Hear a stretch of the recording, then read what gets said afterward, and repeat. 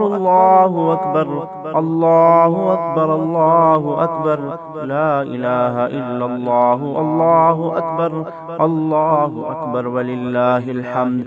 الحمد لله سبحان من شرح صدور الصائمين بنور المعرفة والإيمان، وأكرم عباد المؤمنين بصيام شهر رمضان الذي أنزل فيه القرآن هدى للناس وبينات من الهدى والفرقان. أشهد أن لا إله إلا الله وحده لا شريك له، وأشهد أن سيدنا ونبينا محمدا عبده ورسوله. اللهم صل وسلم على سيدنا محمد وعلى آله وأصحابه وبارك وسلم تسليما كثيرا كثيرا. الله أكبر الله أكبر الله أكبر الله أكبر لا إله إلا الله والله أكبر الله أكبر ولله الحمد. أما بعد، فيا عباد الله، اتقوا الله تعالى حق تقاته ولا تموتن إلا وأنتم مسلمون، واشكروه على إكمال عدة الصيام وعلى نعمة التي لا تحصى.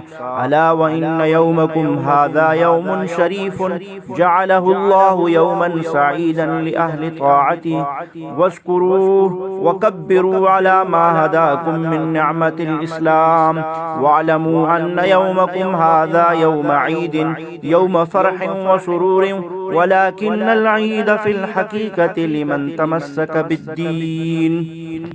عباد الله، إن نبيكم صلى الله عليه وسلم فرض زكاة الفطر صاعا من طعام أو صاعا من شعير أو صاعا من تمر أو صاعا من أقط أو صاعا من زبيب، فرضها طهرة للصائم من اللغو والرفس وطعمة للمساكين، وهي فرض على الكبير والصغير والذكر والأنثى والحر والعبد من المسلمين بشروطها. أعاد الله علينا جميعا وعلى جميع أمة محمد صلى الله عليه وعلى آله وصاحبها الصلاة والسلام من بركات هذا العيد، واحشرنا جميعا في زمرة أهل الفضل والمزيد.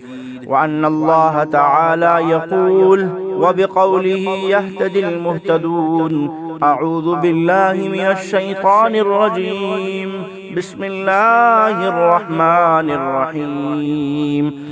يريد الله بكم اليسر ولا يريد بكم العسر ولتكملوا العدة ولتكبروا الله على ما هداكم ولعلكم تشكرون. بارك الله لي ولكم في القرآن العظيم، ونفعني وإياكم بما فيه من الآيات والذكر الحكيم. أقول قولي هذا واستغفر الله لي ولكم ولسائر المسلمين فاستغفروه إنه هو الغفور الرحيم.